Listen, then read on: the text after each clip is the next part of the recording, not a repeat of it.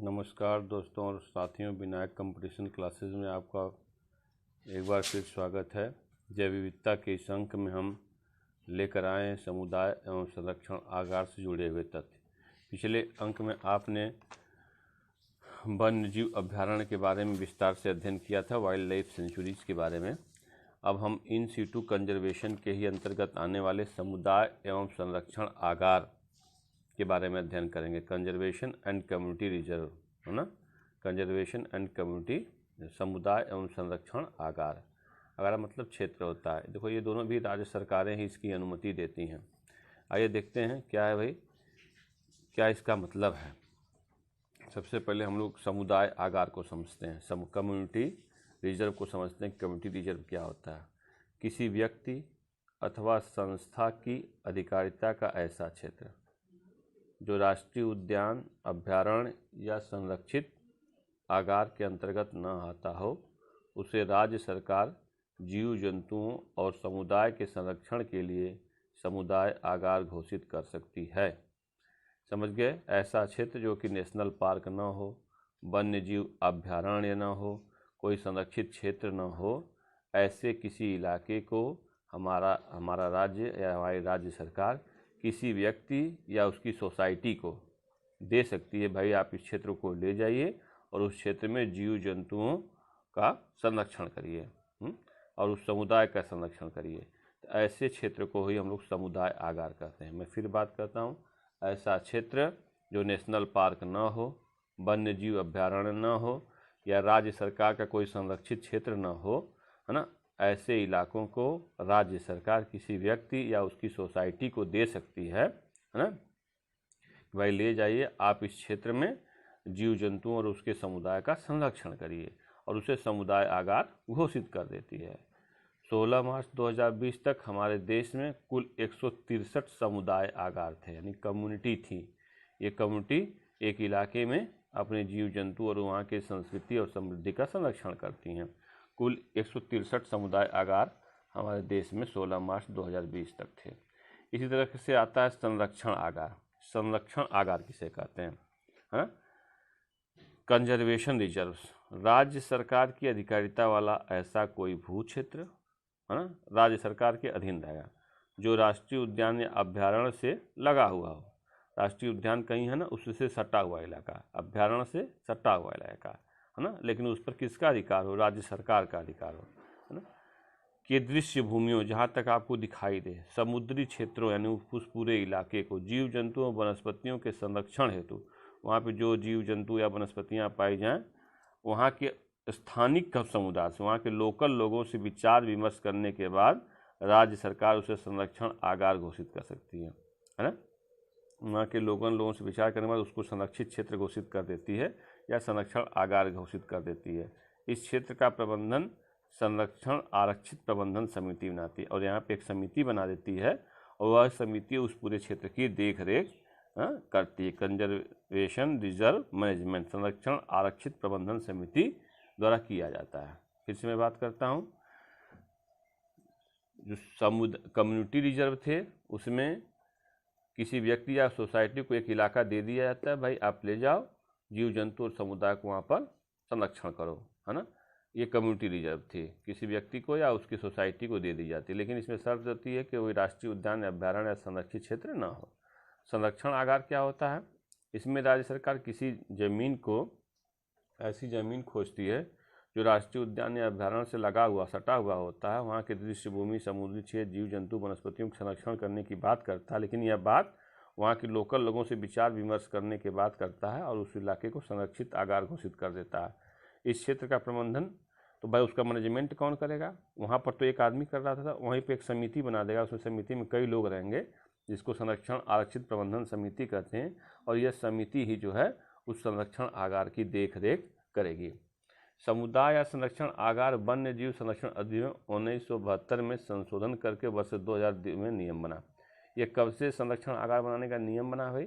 देखो, वन्य जीव संरक्षण अधिनियम 1972 में लागू हुआ, उसका संशोधन वर्ष 2002 में हुआ और यह नियम बनाया गया कि समुदाय यानी कम्युनिटी रिजर्व या संरक्षण आगार इन दोनों भी बनाए जा सकते हैं।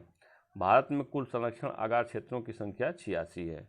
और कम्युनिटी की 163 थी, और संरक्षण आगार कितने हैं, कंजर्वेशन रिजर्व जिसको बोलेंगे अंग्रेजी में, इसको क्या बोलिएगा, कंजर्वेशन रिजर्व 86 हैं, है ना। तमिलनाडु के तिरुनेलवेली एक गांव है, गांव के समुदाय के प्रयास से भारत का प्रथम संरक्षण आगार खोला गया था, है ना। वहाँ के ग्राम समुदाय को ही क्या कर दिया, एक इलाके को थमा दिया गया कि भाई दे दिया गया, आप उसको संरक्षित आगार के रूप में काम करिए। कई बार समुदाय और संरक्षण आगार कम्युनिटी पर डिपेंड होती है और वहाँ की संस्कृति और समृद्धि की भी रक्षा करती है। आइए अब हम बात करते हैं समुद्री संरक्षित क्षेत्र की, मैरीन प्रोटेक्टेड एरिया। हमारी समुद्री सीमा कहाँ तक लगी हुई है ना। पूर्व में बंगाल की खाड़ी आप देखते हो, दक्षिण में हिंद महासागर और पश्चिम में अरब सागर। तो हमारा एक बहुत बड़ा भूभाग जो है समुद्र से घिरा हुआ है। तो आइए हम लोग उसके कुछ क्षेत्र होते हैं जो कि जैविक विविधता की दृष्टि से बड़े ही महत्वपूर्ण होते हैं। हम कुछ समुद्री संरक्षित क्षेत्रों की बात करते हैं। आइए समुद्री संरक्षित क्षेत्र के बारे में जानते हैं क्या होता है। समुद्री संरक्षित क्षेत्र, मैरीन प्रोटेक्टेड एरियाज, समुद्री सीमा के जल भराव के क्षेत्र। जब समुद्र का पानी उफान करता तो कितने इलाकों तक जल भर जाता है कि तो जिन जिन इलाकों में जल भरेगा, समुद्र का पानी जाएगा, वहाँ पर विविध प्रकार की वनस्पतियाँ होंगी, जीव जंतु होंगे, है ना, उसी की बात कर रहा है। तो समुद्री सीमा के जल भराव के क्षेत्र के साथ संलग्न वनस्पतियों, जीव जंतुओं के ऐसे क्षेत्र जो ऐतिहासिक व सांस्कृतिक महत्व के हैं, उन्हें पर्यावरण को स्वस्थ बनाए रखने के लिए संरक्षित किया जाना आवश्यक होता है। तो उन्हें समुद्री संरक्षित क्षेत्र घोषित कर दिया जाता है। समुद्र का पानी में ज्वार भाटा आता है, समुद्र का पानी का विस्तार जहाँ तक होता है तो उसकी तलहटी या उसके इलाके में तरह तरह की वनस्पतियाँ, जीव जंतु उगाते हैं जो ऐतिहासिक हैं और साथ ही साथ सांस्कृतिक महत्व के हैं, है ना। उनको पर्यावरण को स्वस्थ बनाए रखने के लिए उन वनस्पतियों, पेड़ पौधों, जीव जंतुओं को रहना बहुत जरूरी है। उन्हीं इलाकों को समुद्री संरक्षित क्षेत्र कहते हैं। लेकिन समुद्री संरक्षित क्षेत्र कौन घोषित करती है भाई? यह इलाका MPA होगा, मैरीन प्रोटेक्टेड एरिया होगा, यह घोषित करती है केंद्र सरकार, ठीक ना। सब लोग नहीं घोषित करते, राज्य सरकार ने, आपने देखा समुदाय संरक्षण आगार, वन्यजीव संरक्षण, अरे वन्यजीव अभ्यारण्य और नेशनल पार्क घोषित करती है, लेकिन समुद्री संरक्षित क्षेत्र यह जो है केंद्र सरकार घोषित करती है ना। इसमें मुख्यतः जो है 2 वर्ग बनाए गए हैं, 3 वर्ग बनाए गए हैं मैरीन प्रोटेक्टेड एरिया में। आइए देखते हैं, 2 ही वर्ग का ज़्यादा जिक्र आता है। तो वर्ग 1 में क्या है? समुद्री संरक्षित एरिया में राष्ट्रीय उद्यान आते हैं, अभ्यारण्य आते हैं, मैंग्रोव, है ना, जिसको अंतर्ज्वारीय वन आप लोग कहा करते थे, मैंग्रोव, उपज्वारीय आते हैं, कोरल रीफ जिसको मूंगा आप कहते हैं, क्रिक्स आते हैं, समुद्री घास बेड आते हैं, एल्गी, एस्चुरीज, लैगून, ये सब जो वनस्पतियाँ हैं जिन्हें आप देखते हैं ये वर्ग फर्स्ट में आते हैं। समुद्री संरक्षित एरिया के वर्ग फर्स्ट में ये सब आते हैं। ऐसे जो है 25 श्रेणी फर्स्ट में 25 क्षेत्र ऐसे हैं, है ना, जो कि मैरीन प्रोटेक्टेड एरिया के अंतर्गत आते हैं, जिसमें राष्ट्रीय उद्यान, अभ्यारण्य, मैंग्रोव, उपज्वारीय, कोरल रीफ, क्रिक्स, समुद्री घास बेड, एल्गी, एस्चुरीज, लैगून आदि मौजूद हैं। नेक्स्ट देखते हैं वर्ग सेकेंड में क्या होता है। देखो, जो मैरीन प्रोटेक्टेड एरिया में भाई समुद्र है तो द्वीप होंगे ही। वर्ग सेकेंड में आते हैं द्वीपों के समुद्री पर्यटन के कुल भाग को संरक्षित किया जाता है। समुद्र में द्वीप होते हैं, उन द्वीपों के पूरे इलाके को संरक्षित कर दिया जाता है। तो ऐसे 106 क्षेत्र हैं जिनको संरक्षित किया गया। वर्ग थर्ड में क्या आता है भाई? द्वीपों के समुद्री पर्यटन के कुल भाग को संरक्षित किया जाता है। ऐसे कुल 106 क्षेत्र हैं। वर्ग थर्ड में आते हैं समुद्र के जलीय भाग से संलग्न रेतीले क्षेत्र। जब समुद्र है तो उसके आसपास रेतीला क्षेत्र भी होगा। कई बार केचुए और केकड़े उसमें जाके अंडे देते हैं, तो ऐसे क्षेत्रों को भी संरक्षित करने की ज़रूरत होती है ना। समुद्र के द्वीपों के पर्यटन के कुल भाग को संरक्षित ऐसे कुल 100 वर्ग सेकेंड में 106 क्षेत्र थे। इन 106 क्षेत्रों में क्या क्या है वो आप देख लीजिए। इसमें अक्टूबर 2016 तक 106 सेंचुरी और नेशनल पार्क थे, जिसमें 105 सेंचुरी और नेशनल पार्क, है ना, अंडमान निकोबार द्वीप क्षेत्र में थे, तथा एक जो था वह पिट्टी संरक्षित क्षेत्र था, जिसका जो कि लक्षद्वीप में पड़ता था। यह सबसे छोटा समुद्री संरक्षित क्षेत्र है ना। और अंडमान निकोबार द्वीप समूह जो इस कैंपबेल राष्ट्रीय उद्यान है वो सबसे बड़ा समुद्री संरक्षित क्षेत्र है ना। वर्ग सेकेंड में द्वीपों के पर्यटन के कुल 106 भागों को संरक्षित किया गया। इन 106 भागों का मैं विवरण दे रहा हूँ। इन 106 भागों में से 105 जो है अंडमान निकोबार द्वीप समूह में है और एक जो है लक्षद्वीप में है। जो लक्षद्वीप वाला वह सबसे छोटा संरक्षित क्षेत्र है, सबसे छोटा समुद्री संरक्षित क्षेत्र है, जिसका नाम पिट्टी है। और 105 सेंचुरी या नेशनल पार्कों को मिलाकर के जो बना है वो सब अंडमान निकोबार द्वीप समूह में है। इसी में सबसे बड़ा समुद्री संरक्षित क्षेत्र है, कौन है? कैंपबेल राष्ट्रीय उद्यान। आपसे पूछ दे कि सबसे बड़ा समुद्री संरक्षित क्षेत्र बताइए, तो सबसे बड़ा समुद्री संरक्षित क्षेत्र जो है कैंपबेल राष्ट्रीय उद्यान है, जो कि अंडमान निकोबार द्वीप समूह में स्थित है, ठीक ना। आइए, भारत का प्रथम समुद्री राष्ट्रीय पार्क। तो भारत का प्रथम समुद्री राष्ट्रीय पार्क अगर आपसे पूछे तो आप बताइएगा कच्छ की खाड़ी, जो जामनगर गुजरात में है, भारत का सबसे बड़ा समुद्री पार्क है, समुद्री राष्ट्रीय पार्क है। 1980 में यह राष्ट्रीय पार्क और 1982 में यह समुद्री राष्ट्रीय पार्क घोषित किया गया था। यह भारत का पहला समुद्री पारिस्थितिकी संवेदनशील क्षेत्र है ना। समुद्र के पारिस्थितिकी संवेदनशील क्षेत्र, यह भारत का जो है पहला समुद्री पारिस्थितिकी संवेदनशील क्षेत्र कौन है? कच्छ की खाड़ी है। यहाँ पे औद्योगिक गतिविधियों पर रोक है, आप यहाँ पे कोई औद्योगिक गतिविधियाँ नहीं कर सकते। ये तो भारत की बात हो गई। भारत का सबसे बड़ा समुद्री संरक्षित क्षेत्र हो गया कैंपबेल राष्ट्रीय उद्यान, और भारत का प्रथम समुद्री राष्ट्रीय पार्क हो, प्रथम राष्ट्रीय पार्क है ना, कच्छ की खाड़ी जामनगर गुजरात में समुद्री राष्ट्रीय पार्क है, पहला है आपका।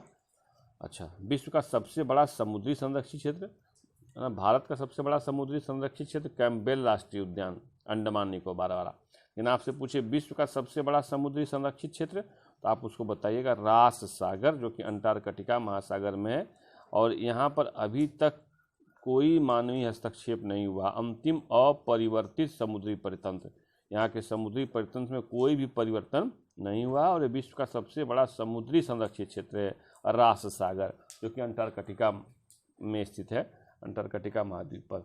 वर्तमान में पारिस्थितिकी संवेदनशील जोन 182 है। आपसे पूछे इको सेंसिटिव जोन कितने हैं, तो वर्तमान में पारिस्थितिकी संवेदनशील, जो पारिस्थितिकी रूप से संवेदनशील हैं, ऐसे 182 जोन हैं जो कि काफ़ी संवेदनशील हैं।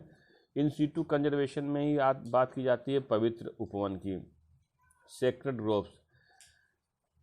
ग्रोव्स क्या है भाई? पवित्र उपवन ये बहुत ही इम्पोर्टेंट है। जैसे सब लोगों की धार्मिक आस्था होती है, कई बार धार्मिक आस्था की वजह से लोग पेड़ पौधों को नहीं नुकसान पहुंचाते हैं। जैसे कि हमारे यहाँ पे हिंदू धर्म में पीपल के पेड़ को नहीं काटा जाता है। अब पीपल के पेड़ को धार्मिक रूप से संरक्षण प्रदान किया गया, तो लोग पीपल के पेड़ की पूजा भी करते हैं। इसलिए भी करते हैं, उसका वैज्ञानिक कारण भी समझ लीजिए, धर्म और विज्ञान का जुड़ा हुआ कि पीपल का पेड़ सबसे ज़्यादा ऑक्सीजन देता है। तुलसी के वृक्ष को भी लोग पूजा करते हैं हिंदू धर्म में, क्योंकि वो भी सबसे ज़्यादा ऑक्सीजन प्रदान करती है ना। तो ऐसे कई पेड़ है, कई उपवन ऐसे कई क्षेत्र होते हैं और जिनके लोगों में आस्था और प्राकृतिक लगाव होता है, और उस इलाके को संरक्षित जब कर दिया जाता है तो वही पवित्र उपवन के क्षेत्र में आता है।